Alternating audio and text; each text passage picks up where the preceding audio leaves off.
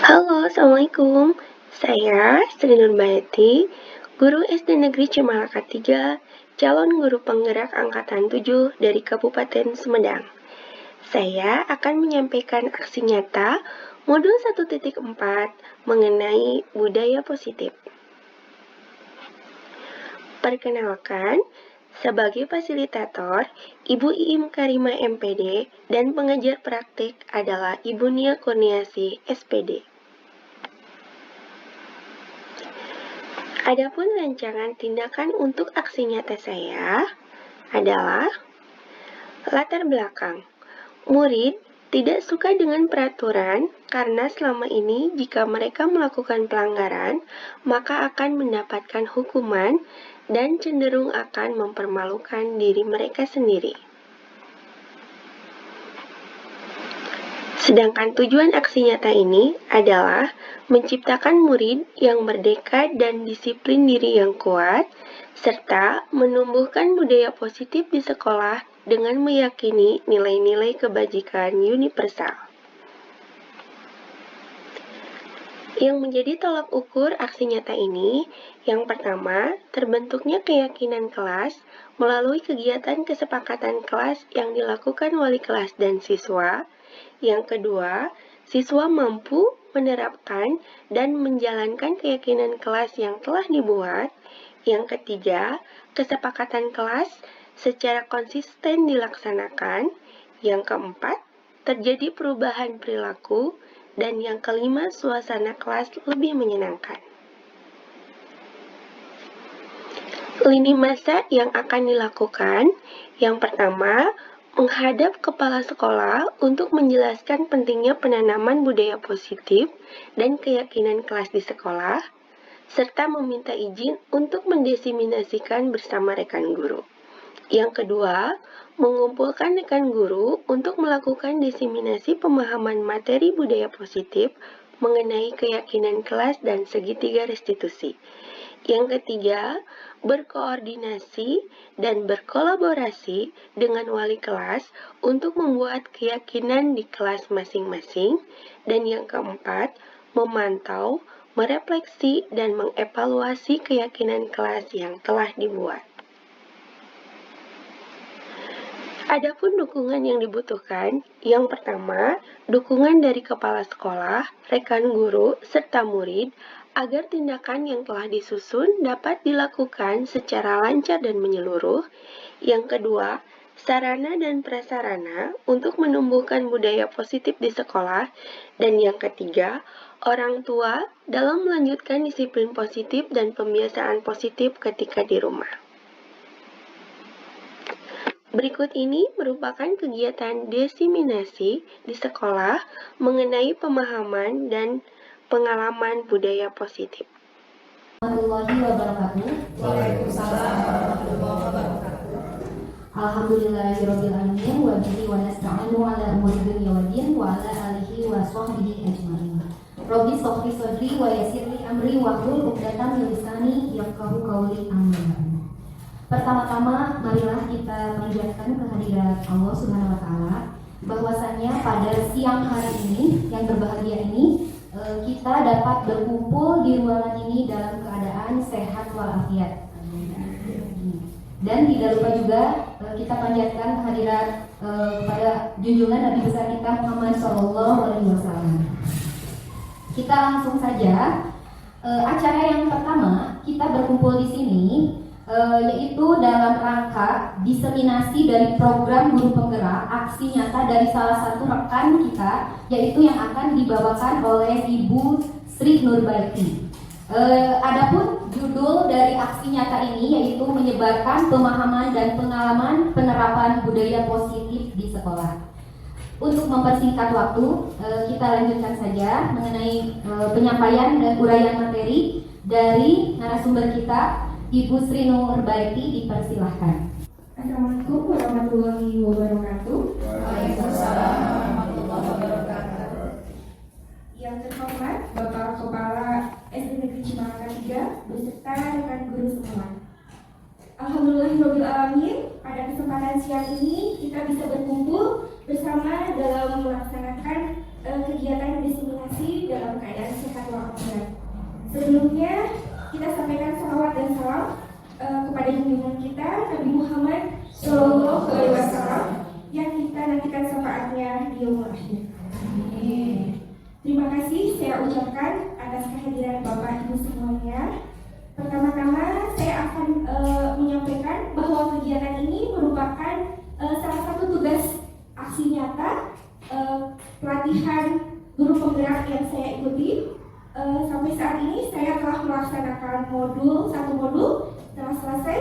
Yang satu modul itu terdiri dari 4 submodul, mulai dari modul 1.1 sampai dengan 1.4. Nah, yang akan disampaikan sekarang ini merupakan modul 1.4 mengenai budaya positif. Untuk itu, saya diberikan tugas agar menyampaikan lagi atau penimbasan kepada rekan-rekan guru semua dan menyebarkan bagaimana pengalaman dan penerapan budaya positif di sekolah. Baik, kita mulai saja. Sebelumnya, saya ucapkan selamat datang pada guru hebat. Mari belajar bersama, berkolaborasi, saling mendukung demi mewujudkan disiplin positif di sekolah kita tercinta ini. Nah, sebelumnya mungkin Bapak Ibu sudah lebih dulu mengetahui tentang budaya positif ini. Mohon maaf apabila saya bukan untuk menggurui di sini, saya bukan memiliki ilmu lebih banyak, tapi kita sama-sama untuk saling berdiskusi dan belajar bersama. Baik, ini merupakan konsep utama modul budaya positif.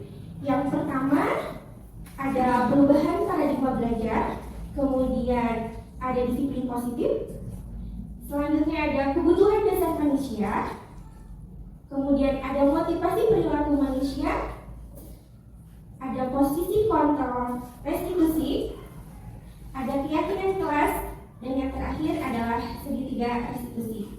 Mari kita bahas untuk ulas satu persatu. Yang pertama mengenai pembelajaran dengan paradigma baru. Pembelajaran dengan paradigma baru dirancang berdasarkan prinsip pembelajaran yang terdiferensiasi sehingga setiap siswa belajar sesuai dengan kebutuhan dari tahap perkembangannya untuk mewujudkan profil pelajar Pancasila. Yang kita ketahui bahwa pembelajaran kita itu lebih ke klasikal. Maksud klasikal di sini kita cenderung menyamaratakan semua siswa kita tanpa memperhatikan perbedaan yang ada pada siswa. Namun pada pembelajaran dengan paradigma baru ini, apalagi menuju implementasi kurikulum merdeka, kita dituntut atau harus untuk memberikan pembelajaran yang terdiferensiasi. Maksudnya yaitu bahwa pembelajaran kita harus melihat perbedaan, keunikan yang ada pada siswa-siswa kita di kelas.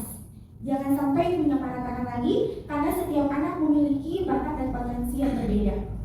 Nah, itu sesuai untuk mencapai tujuan pembelajaran, yaitu mewujudkan profil pelajar Pancasila. Baik, profil pelajar Pancasila itu terdiri dari 6 elemen. Mungkin Bapak Ibu sudah mengetahui ya, karena sudah didengungkan mengenai profil pelajar Pancasila itu ada apa saja? Ada? Ya. Oke, ya ada, betul. Ada yang ini ya, beriman, bertakwa kepada Tuhan Yang Maha Esa dan berakhlak mulia, kebinekaan global, bergotong royong, kreatif, kemudian bernalar kritis dan mandiri. Dan kita mempunyai tujuan yang sama, yaitu untuk ini, untuk mewujudkan siswa yang memiliki profil pelajar Pancasila.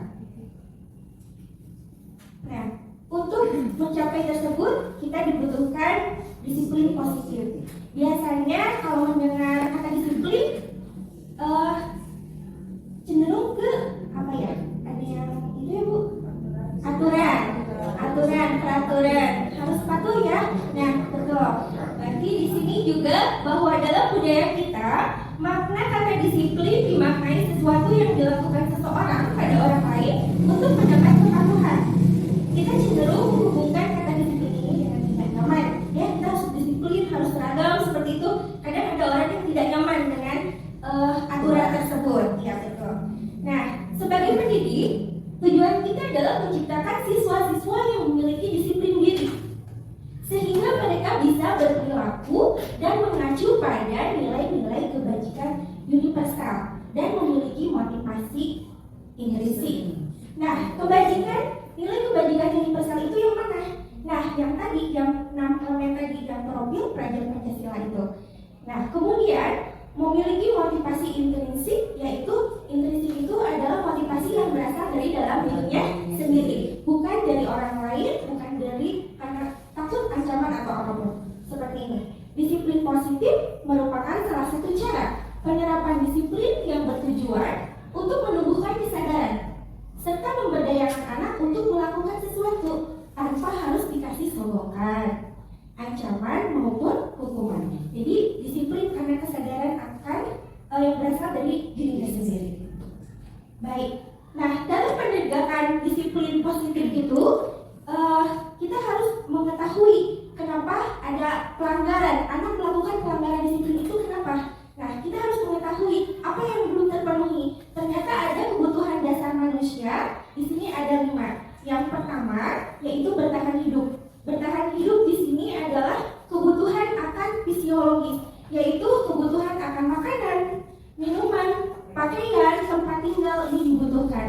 Nah, kemudian ada kebutuhan akan kasih sayang dan rasa diterima. Kadang ada anak yang siapa rambutnya di sekolah cari perhatian, minta dipeluk atau nyari masalah ya gitu, karena mungkin di rumahnya, di keluarganya kurang kasih sayang. Kemudian ada kebutuhan penguasaan. Ini adalah kebutuhan akan pengakuan dirinya, pengakuan akan kemampuan. Ada anak yang ini saya bisa ini loh, saya ingin diakui, saya bisa ini. Nah, itu adalah kebutuhan untuk penguasaan. Nah, kemudian yang keempat adalah kebebasan. Kebebasan di sini adalah anak bisa mandiri, menentukan sendiri apa yang dilakukan. Misalkan ibu guru nih cuma nulis saja, saya mau pengen yang lain nih, bosan cuma ceramah saja, pengen dengan metode yang lain seperti bermain misalkan seperti itu. Ada kebutuhan dasar, makanya anak ada yang suka berlari-lari setelah itu karena ingin mencari perhatian, karena mungkin kebebasan sudah bosan dengan kegiatan yang itu saja gitu, ingin belajar dengan cara yang lain. Dan yang terakhir adalah kesenangan, yaitu kebutuhan akan kebahagiaan, bermain biasanya ya. Anak usia sekolah dasar itu lebih senang bermain, dan berarti di sini kita harus bisa menciptakan pembelajaran yang menyenangkan buat anak sehingga kebutuhan dasar mereka itu dapat terpenuhi dengan baik. Selanjutnya di sini ada motivasi perilaku manusia berhubungan dengan tadi. Kenapa anak melakukan perilaku tersebut? Di sini ada motivasinya. Nah, motivasi adalah dorongan yang timbul pada diri seseorang secara sadar atau tidak sadar untuk melakukan suatu tindakan dengan tujuan tertentu. Nah, perilaku ini apa nih motivasinya? Nah, yang pertama, menghindari ketidaknyamanan dan hukuman. Contohnya di sini, murid melakukan disiplin diri itu karena takut dihukum. Saya mau disiplin dan takut dihukum sama ibu, misalkan seperti itu. Nah, ini merupakan motivasi ekstrinsik, motivasi dari luar karena takut dihukum itu. Kemudian di sini ada motivasinya mendapat imbalan atau penghargaan dari orang lain. Ya, murid melakukan disiplinnya diri itu karena ingin mendapatkan hadiah misalkan dari kalau saya diam, saya baik maka ibu guru akan kasih hadiah sama saya. Nah, itu akan dapat imbalan. Sama, ini pun merupakan motivasi ekstrinsik ya dari luar. Dan yang diharapkan ini adalah seperti ini, motivasi yang menghargai nilai-nilai kebajikan dirinya. Jadi murid itu melakukan disiplin diri karena sadar akan nilai kebajikan dirinya. Jadi timbul dari dalam dirinya sendiri. Ya. Jadi ini yang diharapkan yang merupakan motivasi intrinsik. Oke, di sini ternyata konsep disiplin pun ada dengan label identitas gagal. Seperti apa? Nah, ini hukuman. Kadang apabila ada anak yang melanggar aturan, maka akan diberikan hukuman. Ternyata itu merupakan identitas gagal. Kenapa dikatakan demikian? Karena hukuman itu menyakitkan bagi yang dihukum. Kemudian tidak nyaman, membuat tidak nyaman. Murid pun merasa takut, dihukum nih sama ibu, bapak guru, misalkan seperti itu. Kemudian hukuman memaksa. Selanjutnya murid menyembunyikan kesalahan tidak jujur ya, karena takut itu. Kemudian murid menjadi rendah diri. Maksudnya karena saya dihukum, saya jadi malu nih sama teman-teman. Saya disuruh berdiri di depan kelas misalkan karena tidak mengerjakan PR. Orang-orang pada lihatin, teman-teman pada melihat gitu. Itu akan menyebabkan rendah diri pada siswa. Hukuman ini sifatnya dari guru. Jadi anak tidak tahu, jadi tinggal mengikuti saja si siswa kalau melakukan kesalahan dengan hukuman ini. Kemudian ada penghargaan. Ternyata penghargaan itu juga sama. Selain ada dampak positif memotivasi anaknya, juga ada dampak negatifnya, yaitu tidak efektif. Kenapa dikatakan tidak efektif? Anak akan melakukan kegiatan atau akan berusaha belajar karena apabila ada hadiahnya saja, ada penghargaannya saja. Jadi kalau tidak ada penghargaan, cuma nggak mau melakukan itu nggak mau latihan ada nggak ada hadiahnya. Nah, misalkan seperti itu. Kemudian merusak hubungan atau sifat iri. Ada ya yang sudah tahu, oh pasti yang juara itu si Anu misalkan. Nah, yang lain akan mengiri, itu terus sih yang dapat hadiah. Kenapa? Saya kapan ya dapat hadiah? Itu akan menimbulkan sifat iri terhadap temannya. Kemudian mematikan kreativitas. Di sini karena sudah mendapatkan penghargaan, anak tidak mau mencoba hal baru. Saya udah melakukan ini sudah mendapatkan penghargaan, jadi sudah saja tidak mau mencoba hal-hal yang baru. Selain itu adalah menghukum dengan sistem ranking. Dan sekarang kita sudah tidak ada sistem rankingan ya. Ini sangat dirugikan sekali mungkin bagi yang mempunyai ranking paling bawah. Mereka akan rendah diri, merasa kalau teman-temannya tahu mungkin akan dibully dan orang tuanya pun akan merasa gagal. Dan makanya dihapus ya, tidak ada sistem ranking saat ini. Nah, untuk konsep disiplin dengan identitas sukses itu seperti apa? Nah, di sini ada konsekuensi ya. Konsekuensi. Oke, di sini konsekuensi dibuat oleh guru dan siswa. Jadi ada kesepakatan. Jadi mengetahui apabila siswa melanggar suatu peraturan, maka sudah tahu nih konsekuensinya ini gitu. Jadi sudah paham. Di sini penguatannya jangka pendek, kemudian perlu monitoring berkelanjutan. Jadi walaupun anak sudah tahu konsekuensinya apa, tapi tetap harus ditinjau. Takutnya mungkin kalau gurunya tidak ada, anak akan melakukan hal itu dan tidak akan melakukan hal yang baik gitu ya. Kemudian adanya stimulus dan respon. Adanya stimulus dari guru dan ada respon dari anak. Kemudian murid menghormati peraturan yang ada dan yang terakhir adalah siswa kehilangan waktu untuk merenungi kesalahannya. Misalkan seperti ini, ada siswa kan suka membawa minum ya, minumannya, botol minuman temannya itu kesenggol, tumpahlah, sehingga harus ini. Kan kalau misalkan ada stimulus dari guru, tahu ya kalau ada seperti itu, maka siswa harus langsung membersihkan. Nah kalau di sini kehilangan waktu, padahal saya tuh mau minta maaf dulu, disuruh sama si ibu langsung bersihkan saja. Nah itu jadi tidak ada waktu untuk merenungi dulu kesalahannya, karena sudah tahu kalau kesalahan seperti itu konsekuensinya apa, seperti itu. Kemudian, nah di sini ada restitusi. Saya juga baru tahu setelah mengetahui mempelajari modul 1.4 ini ada restitusi di sini. Restitusi ini lebih ke murid bertanggung jawab untuk perilakunya. Jadi di sini dibuat penyelesaiannya oleh siswa. Guru hanya memberikan arahan, bimbingan, membantu siswa untuk mengetahui kesalahannya siswa itu seperti apa, merefleksi siswa kesalahannya apa, kemudian siswa diminta untuk mencari solusinya. Nah, membimbing solusinya seperti bagaimana kalau melakukan kesalahan ini, seperti itu. Jadi dari restitusi ini murid bertanggung jawab untuk berperilakunya, kemudian fokus pada pemecahan masalah jangka panjang, kemudian murid menghormati dirinya dan orang lain, serta murid bersemangat untuk memperbaiki kesalahannya itu. Nah, di sini konsep disiplin pendekatan restitusi. Nah, jadi pendekatan restitusi ini merupakan cara menanamkan disiplin positif pada murid. Kita ini dulu ya, bahwa restitusi ini adalah proses menciptakan kondisi bagi murid untuk memperbaiki kesalahan mereka, sehingga mereka bisa kembali pada kelompok mereka dengan karakter yang lebih kuat. Jadi di sini biasanya kalau murid melakukan kesalahan, maka suka malu sama teman-temannya ya, apalagi kalau setelah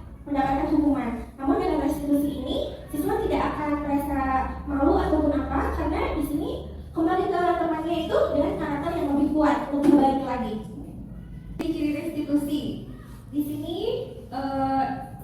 yang pertama bukan menebus kesalahan, namun belajar dari kesalahan.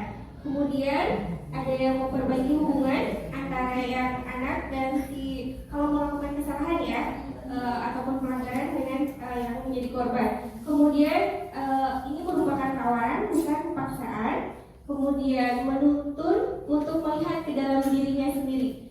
Anak diminta untuk merefleksi apa kesalahannya, bagaimana apa yang harus dilakukan untuk memperbaikinya. Kemudian mencari kebutuhan dasar yang mendasari tindakan. Dari 5 kebutuhan dasar tadi, mana yang belum terpenuhi sehingga melakukan tindakan tersebut.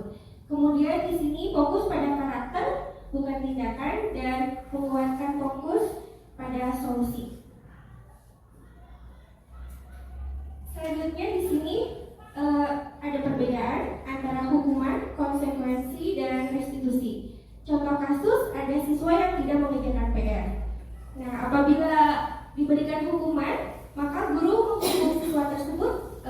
Misalkan ini di sini ada menghormati bendera selama 10 menit. Nah, ini contoh berupa hukuman. Jadi guru akan marah dan murid menjadi takut. Sedangkan konsekuensi, guru memberikan konsekuensi untuk mengerjakan PR. Ini ada hubungannya ya. Kalau tadi hukuman tidak ada hubungannya dengan PR ya, karena tidak mengerjakan PR, tetapi hukumannya harus menghormati bendera. Kalau konsekuensi di sini memberikan untuk mengerjakan PR-nya pada saat istirahat atau dikerjakan sebanyak 3 kali lipat. Dan anak sudah tahu ini, jadi sudah memahami kalau tidak mengerjakan maka konsekuensinya ini. Guru tegas dan siswa menghormati peraturan tersebut. Nah, dalam restitusi di sini guru menanyakan keyakinan kelas atau keyakinan diri siswa, membantu siswa dalam menyelesaikan masalahnya dengan diberikan pertanyaan-pertanyaan. Nah, di sini guru terbuka dan siswa menghormati dirinya dan orang lain. Nah, di sini ada 5 posisi kontrol restitusi. Yang pertama ada posisi kontrol penghukum. Ini gambarannya seperti ini. Kemudian yang kedua pembuat rasa bersalah. Jadi si anak merasa bersalah ya. Kemudian ada posisi kontrol teman. Ada guru yang menjadi teman bagi muridnya. Nah, kemudian ada pemantau. Seperti ini memantau. Dan yang terakhir yang diharapkan bahwa guru harus dapat di posisi ini, posisi kontrol manager. Seperti apakah? Nah, kita lihat. Di sini ada contoh penerapan posisi kontrol dalam kasus siswa terlambat datang ke sekolah. Sering terjadi ya. Nah, kalau yang penghukum, guru akan berkata seperti ini, patuhi aturan sekolah, lalu berdiri di depan kelas. Nah, apabila ada anak yang datang terlambat, ya kesiangan, itu yang penghukum. Kalau membuat rasa bersalah, maka guru akan berkata, berapa kali ibu guru harus memberitahu kamu, bu guru kecewa sama kamu, kan jadi merasa bersalah ya si anaknya itu. Kemudian kalau teman, ini yang disampaikan, ayolah yang tertib, buat bu guru bangga. Kali ini tidak apa-apa, kamu salah. Nanti selanjutnya tidak dilakukan seperti ini lagi ya. Nah, itu posisi kontrol teman. Namun kelemahannya kalau melakukan berulang, kemudian guru tidak membantu, siswa akan kecewa mungkin ya. Kalau posisi kontrol teman. Di sini adalah pemantau. Kata yang disampaikan, kamu sudah melanggar. Apa peraturan dan konsekuensinya? Di sini guru mengingatkan peraturan yang sudah ada dan anak tahu konsekuensinya seperti apa. Mengingatkan seperti itu. Nah, yang diharapkan yaitu posisi kontrol manager. Guru mengatakan bahwa apakah kamu tahu kesalahanmu? Kira-kira bagaimana kamu akan memperbaiki kesalahannya? Jadi di sini dalam berkata pun guru biasa tidak keras. Ini di sini lebih lembut, mengembalikan kepada anak, menanyakan kesalahannya apa sehingga anak tersadar ya, sadar akan kesalahannya. Terus membimbing anak juga untuk bagaimana mencari solusi memperbaiki kesalahannya itu. Nah, di sini salah satu budaya positif yang dilakukan adalah membuat keyakinan kelas. Di kelas 1 sudah dilaksanakan, guru bersama siswa membuat keyakinan kelas. Yang langkah pertama, berdiskusi. Nah, kan ada peraturannya, kenapa harus keyakinan bukan peraturan? Kalau peraturan itu biasanya kalau ada sudah banyak, tapi kadang anak suka melakukan kesalahan, ada pelanggaran. Ya, sebagai contoh seperti ini, memakai masker nih. Aturan waktu kemarin kita harus memakai masker dan mencuci tangan sebelum masuk ya ke dalam kelas. Di sini kalau anak taat aturan saja, anak akan melakukan peraturan itu. Tapi kalau anak yakin, kenapa harus memakai masker, kemudian cuci tangan? Karena untuk kesehatan dia, maka tidak akan terpaksa dalam melakukan hal itu. Kalau peraturan mungkin terpaksa. Kalau nggak ada ibu guru nggak apa-apa lah, nggak cuci tangan dulu juga langsung masuk aja, atau nggak pakai masker juga nggak apa-apa. Nah itu kalau peraturan. Nah kalau keyakinan, karena sudah yakin dari dalam dirinya sendiri, nah anak yakin, saya kan memakai masker ataupun cuci tangan itu untuk kesehatan saya, maka akan melakukan itu tanpa terpaksa karena berasal dari diri sendiri. Di sini kamu berdiskusi dengan anak-anak, peraturan apa saja yang akan dibuat di kelas kita nih, agar kelas kita bisa nyaman. Nah, kemudian dari peraturan itu kita rubah menjadi keyakinan. Kita diskusikan dengan beberapa siswa di sini, karena tidak semuanya itu, dan setelah menjadi keyakinan kelas, maka harus ditempel di kelas. Kenapa? Agar bisa anak teringat ya, mudah ingat, ini ya keyakinan kelas kita. Nah, ini contoh keyakinan kelas 1. Setelah dirumuskan, hasilnya seperti ini: saling menyayangi, datang tepat waktu, berbicara sopan, menjaga kebersihan, dan mengerjakan tugas. Nah, di sini diharapkan nanti di sekolah bukan hanya kelas 1 saja, mungkin semuanya juga membuat keyakinan kelas di kelasnya masing-masing. Dan bagaimana cara menentukannya? Yang pertama, lebih abstrak dari peraturan. Jadi di sini lebih umum ini ya. Kemudian berupa pernyataan yang universal. Jadi lebih luas lagi. Dibuat dalam bentuk positif. Maksud dibuat dalam bentuk positif. Jadi jangan menuliskan jangan membuang sampah sembarangan, kan itu negatif ya kalau ada kata jangan.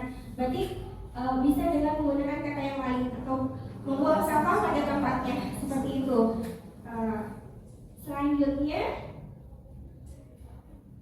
sesuai dengan kondisi kelas dan sekolah agar mudah diterapkan, disesuaikan dengan kelas masing-masing. Kemudian semua warga kelas atau sekolah harus dilibatkan dalam membuat, biar mengetahui semuanya ya. Di SMA nggak tahu, jangan sampai seperti itu.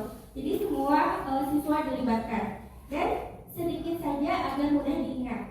Jadi dicari, dirumuskan dari beberapa peraturan. Kalau peraturan lebih detail biasanya, ini kita cari yang lebih mudah, lebih singkat ya, dan mudah dipahami, mudah diingat. Nah di sini ada segitiga restitusi. Ada 3 langkah yang harus dilalui. Yang pertama adalah menstabilkan identitas. Jadi apabila ada anak yang bermasalah, maka diselesaikan dengan segitiga restitusi ini. Yang pertama, kita semua akan melakukan hal-hal terbaik yang bisa kita lakukan. Langkah ini seperti apa? Nah, dengan memberikan pernyataan kepada anak. Jadi pertama-tama kalau anak misalkan datang terlambat, itu jangan ditanya kamu terlambat ya. Jadi kita tanya dulu dengan kata yang lain. Jadi kita menguatkan dulu dengan menstabilkan identitas, yaitu dengan memberikan kata-kata setiap orang pasti pernah melakukan kesalahan. Nah, kamu bukan satu-satunya orang yang pernah kesiangan loh, pernah ada teman kalian. Nah, jadi itu menstabilkan identitas anak. Jadi anak merasa tenang dulu, jadi nggak merasa takut. Kemudian yang keduanya, validasi tindakan yang salah. Nah, mencari tahu, guru bertanya mengenai alasannya. Kenapa kamu ini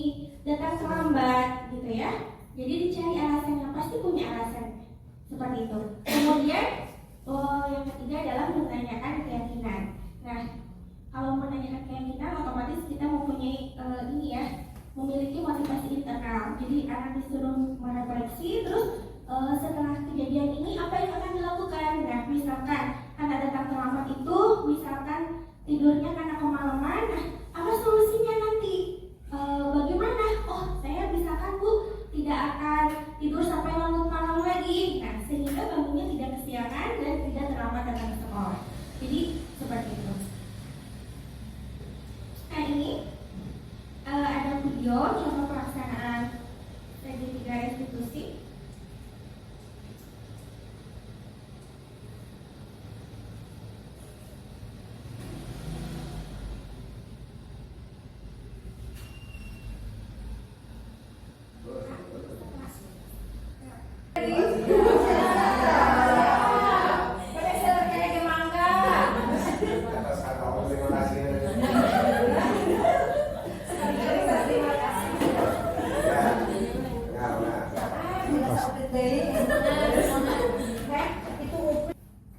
Baik, di sini ada contoh pelaksanaan segitiga restitusi yang sudah saya lakukan di kelas 1.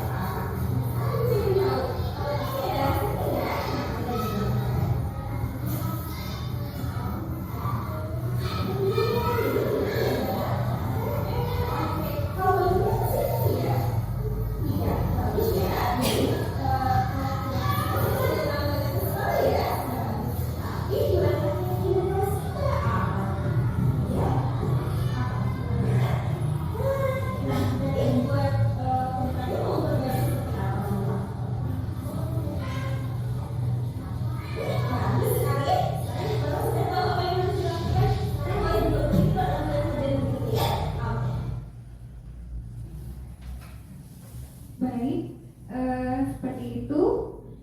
Dalam penerapan program disiplin positif, hendaknya guru memiliki standar kepribadian profesional dan sosial yang baik, di mana guru mampu berefleksi pada posisi kontrolnya saat ini.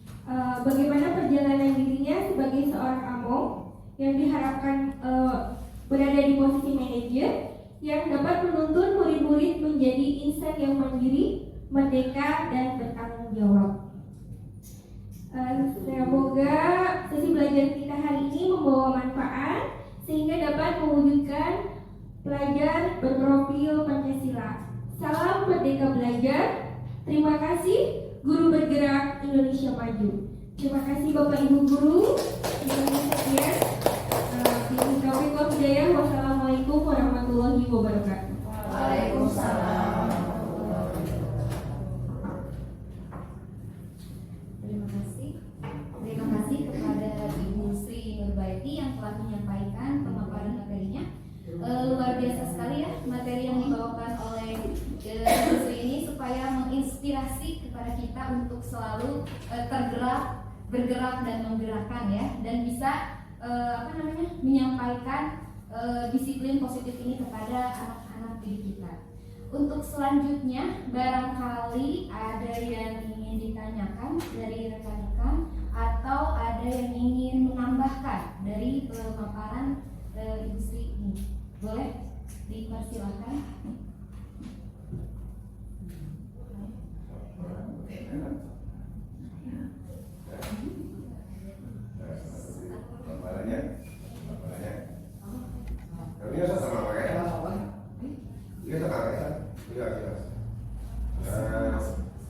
Terima kasih. Tentunya Assalamualaikum warahmatullahi wabarakatuh.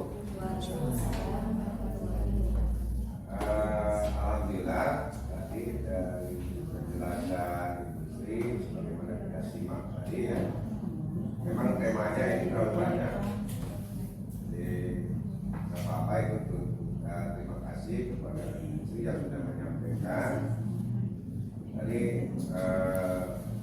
dari modul 1 dari 4 ini struktur gerak ini menyangkut budaya positif. Padahal ada 3-4 tema itu ya, gitu ya, ada 4-5 tema ya. Tapi yang Pak itu semuanya alhamdulillah sangat menginspirasi kita, terutama karena ini adalah hal baru, produk baru, mungkin belum bukan belum gong atau belum terkenal sebenarnya, karena masih terbatas di orang-orang tertentu yang mengikuti program saja sementara, tapi kedepannya insya Allah. Nah tadi yang dari kesemuanya materi itu tentunya yang selaras, yang sejalan dengan pemikirannya Ki Hajar Dewantara yang sekarang menjadi dasar di dalam penerapan kurikulum merdeka. Nah itu. Tetapi yang paling dan di antara beberapa tema tadi, karena kita kalau mengingat semuanya dan sebagiannya belum tentu, nah yang paling kita harus lebih terutama karena tidak bisa sekaligus barangkali, yang paling penting kita judulnya dulu kita ingat pembelajaran sekarang dengan paradigma baru itu. Kita pembelajaran itu harus berpihak kepada anak. Karena apa? Tadi saja ketika industri menjelaskan dari pertama ke semuanya itu, jadi kita tes apa? Jadi ke anak terus kalau kita perhatikan gitu ya, dengan tata cara kita berbicara, ya, dengan sangat berbeda kemungkinan dengan keseharian kita yang telah dilakukan ketika sebelumnya, barangkali seperti itu. Jadi ya, sebenarnya mungkin pernah kita laksanakan, tapi namanya saja atau istilahnya saja barangkalinya. Maksudnya jangan terlalu luas, karena kita ini dalam rangka pindah berapa kali? Pindah zonasi ini pindah kali gitu. Jadi dalam rangka perpindahan gitu ya. Jadi kan sedikit demi sedikit. Tetapi yang paling ini tadi dua tema saja sudah bagus. Yang pertama, kita sadar refleksi diri bahwa ketika kita menyelesaikan permasalahan anak melanggar aturan atau tidak memenuhi peraturan gitu ya, tidak disiplin, apakah kita sudah masuknya ke penghukum atau posisinya ke rasanya selain atau setelah selesai kegiatan nah hukum orangnya ya gimana merasa bersalah itu juga masuk ke sana gitu ya.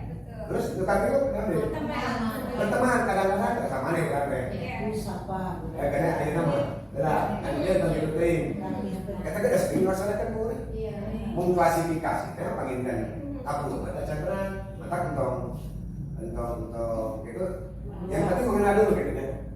Nah terus ada terakhir manajer itu pak istilah saja. Nah kemungkinan kita juga sudah melakukan manajer itu. Bagaimana situasinya? Yang penting kita paham dulu ke arah itu dengan perbedaan contoh-contoh tadi maksudnya. Dan setelah kita memahami itu mungkin kita bisa menerapkan, tidak usah sekaligus gitu ya, sedikit demi sedikit, nah, di mana sempatnya kita terapkan kan itu. Kita mudah-mudahan tadi ada masukan dari industri. Kayak upami langkung ya awas sana langkung mah kita anu langkung caket terus bapak teh.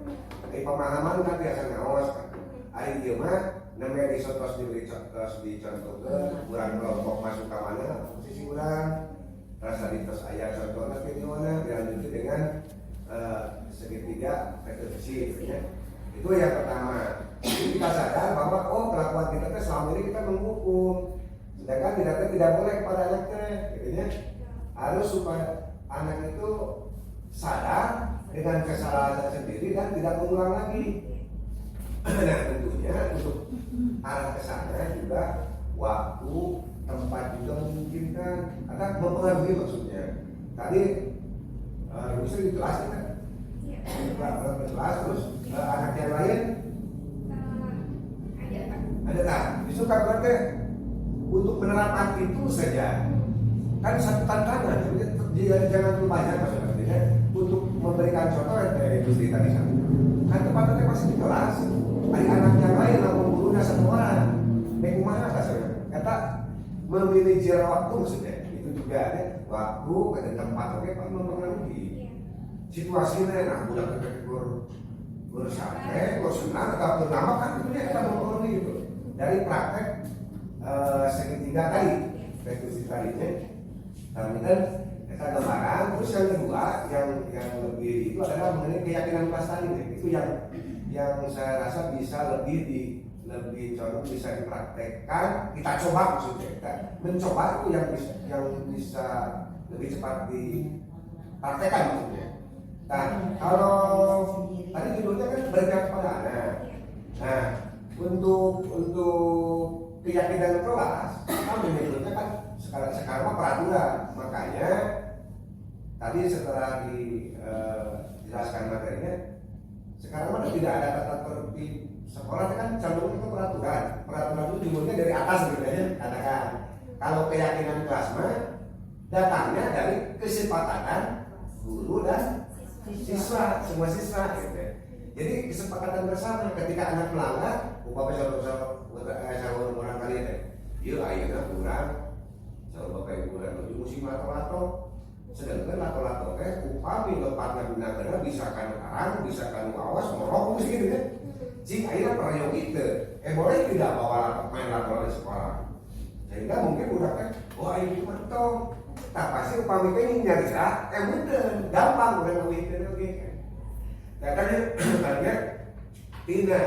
keyakinan keras dan boleh itu boleh dicoba kita bersama-sama dengan anak betul ya giring aja kan kita bersama ada muakan sedikit gitu ya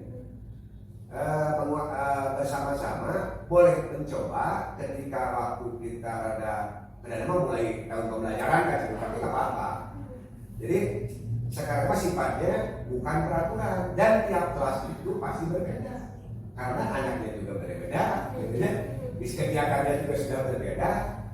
Jadi kalau sekarang membuat peraturan sekolah, tata tertib disamaratakan mungkin sekarang bukan salah, tidak cocok barangkali. Intinya, mereka dua itu yang bisa kita mencoba dipraktekkan antara keyakinan, pembuatan keyakinan kelas disebarkan itu mungkin jadi kesepakatan kelas bukan peraturan. Rasa tadi ya, klasifikasi kan guru itu kan kepada ada yang tadi ya guru penghukum posisi kontrol ya posisi kontrol kurang semoga kita tergerak gitu kita kan bagusnya memang tuh ini cara kita seperti guru tukang-tukang gitu ya tergerak ya paham dulu baru insya Allah nanti kalau sudah paham kita coba. Itu saja sebagai tambahan pada kali ini. Karena kalau disimak terlalu banyak tadi kan dari memang ada sih materi ini parah gitu. Seharusnya Kalau misalnya warna kita satu saja, tapi kita di contoh restriksi ada gitu ya, tapi kan bentuknya seperti apa apa nih? Kasihnya teman-teman moderator itu saja masukan, bukan pertanyaan, tapi kalau bisa tambahannya begini.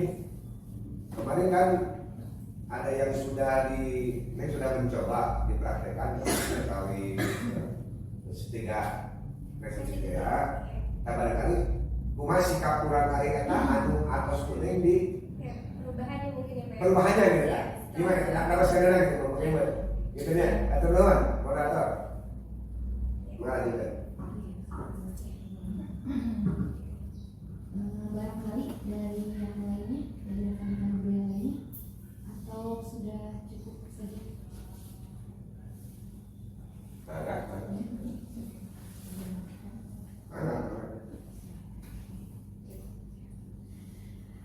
Mungkin dicukupkan sampai sekian ya, karena materi sudah, penyampaian materi sudah, dapat kita simpulkan dari penyampaian Ibu Sri Nurbaiti yang tadi ya, tentang pembelajaran berdiferensiasi, pembelajaran dengan paradigma baru, kemudian kita mengenal konsep disiplin, pendekatan restitusi, dan mudah-mudahan kedepannya kita dapat mengimplementasikan dalam pengalaman disiplin positif ini kepada murid-murid kita.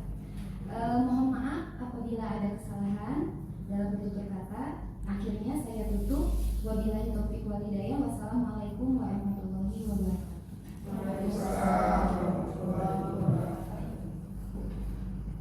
Assalamualaikum warahmatullahi wabarakatuh. Perkenalkan, nama saya Dodo. Alhamdulillah, saat ini adalah Kepala Sekolah SDN Cimalaka 3.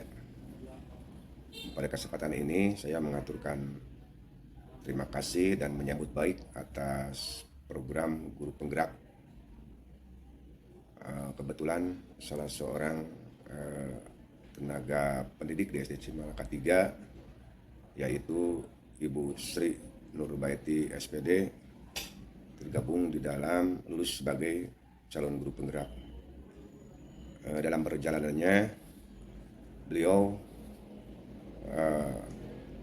pada waktu kemarin telah melaksanakan diseminasi tentang penerapan budaya positif di sekolah. Materi tersebut sangat menarik dan memang sangat mendukung dalam pelaksanaan pembentukan karakter siswa dan merubah dalam rangka merubah paradigma pembelajaran menuju kurikulum merdeka ke depan. Mudah-mudahan apa yang telah dipelajari oleh Ibu Sri dapat diikuti oleh semua tenaga pendidik dan tenaga kependidikan yang ada di SDN Cimalaka 3, dan pada akhirnya dalam setiap pembelajaran anak merasa kreatif dan menyenangkan. Demikian, terima kasih. Assalamualaikum warahmatullahi wabarakatuh. Assalamualaikum warahmatullahi wabarakatuh. Saya Ida Widaningsih, saya rekan Ibu Sri Nurbaiti di SD Negeri Cimalaka 3. Menurut saya, dari apa yang sudah disampaikan Bu Sri mengenai budaya positif itu sangat bagus untuk diterapkan di sekolah, terutama disiplin positif untuk siswa. Karena banyak siswa yang disiplinnya itu karena faktor ekstrinsik, bukan karena kesadaran dari dirinya. Untuk guru juga sangat baik, jadi mengetahui bagaimana kita memposisikan diri kita kepada siswa, apakah sebagai pemberi hukuman, pemantau, atau sebagai manajer. Semoga dengan adanya diseminasi ini bisa diterapkan bersama-sama di sekolah untuk membentuk siswa-siswa yang berkarakter sesuai profil pelajar Pancasila. Rupanya sekian. Wassalamualaikum warahmatullahi wabarakatuh.